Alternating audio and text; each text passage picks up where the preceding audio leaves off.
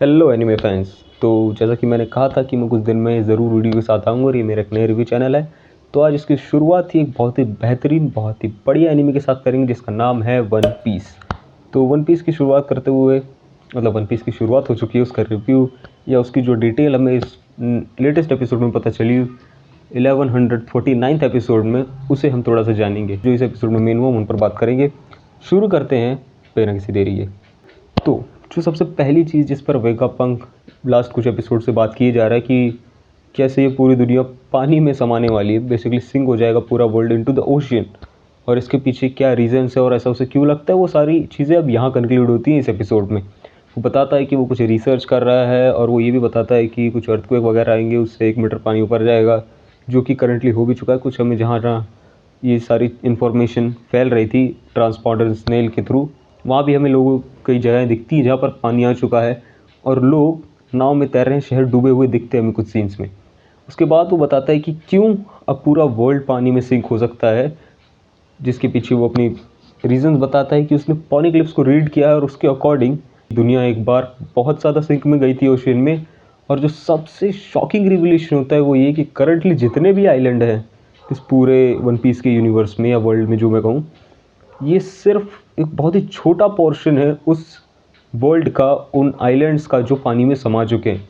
इसी को कंटिन्यू करते हुए बताते हैं कि 3 एशियंट वेपन जो यूज़ हुए थे उनकी वजह से ये ओशियन में सिंक हुई थी दुनिया एक बार, और दोबारा सिंक होगी। इसी तरह से एपिसोड में चीज़ें चल रही होती हैं, सारी चीज़ें रिवील होती हैं। वेगापंक ये भी बताता है कि क्यों दुनिया दोबारा पानी में जाएगी, कितना पानी में जाएगी, जिसका वो एक पैरामीटर बताता है कि 200 मीटर और पानी अभी बढ़ेगा, ओशन लेवल जो है। क्यों बढ़ेगा, कैसे बढ़ेगा, उसके सारे रीज़न आप वन पीस का लेटेस्ट एपिसोड देखोगे, उसमें आपको डिटेल में पता चलेगा। उसके बाद जो नेक्स्ट पार्ट आता है वो था जॉय बॉय। जॉय बॉय के बारे में ये पता चलता है हमें कि जॉय बॉय एक एंटिटी थी जो एग्जिस्ट करती थी। अकॉर्डिंग टू वेगापंक हो सकता है कि उसने ही उन तीनों एशियंट वेपन्स का यूज़ किया हो, और वेगापंक ने ये बात बताई कि जॉय बॉय उन तीनों एशियंट वेपन्स को generation by generation pass on करता गया। बातचीत थोड़ी सी आगे बढ़ती है, पहुंचती है मदर फ्लेम पे। मदर फ्लेम बिल्कुल वो सेम आग है जो आपने काइडो के राइट हैंड मैन किंग की पीठ पर देखी थी।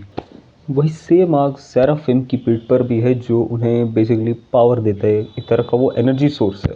जिस प्रोजेक्ट पर वेगापंक काम कर रहा था, एक ऐसा एनर्जी सोर्स बनाने की जो एक इन्फिनिट पावर दे सके, इन्फिनिट एनर्जी दे सके, उसमें भी मदर फ्लेम का आता। और हमें पता चलता है कि वो एक वेगापंक जिसने बेसिकली बिट्रेल किया है, उसी ने मदर फ्लेम का एक छोटा सा पार्ट चुराया, उसे आगे वर्ल्ड गवर्नमेंट तक पहुंचाया, वेगापंक से बचते बचाते, और उसका यूज़ ईमू ने मे भी उस एशियंट वेपन को पावर अप करने के लिए एज अ फ्यूल यूज़ किया, और उसकी टेस्टिंग के तौर पर किंगडम ऑफ लुलुसिया को पूरी तरह से एनहाइलेट कर दिया गया।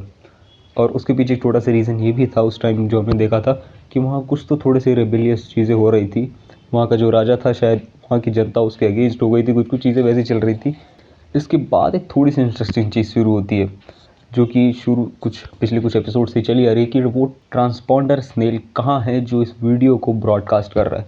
वेगापंक की इस प्रीवियस वीडियो जिसने पहले रिकॉर्ड की हुई है उसे लाइव स्ट्रीम कर रहा है पूरी दुनिया में। सारे 5 एल्डर्स उसे ढूंढ रहे हैं। वो एक जो वेगापंक जिसने बिट्रेल किया वो भी उसे ही ढूंढ रही है।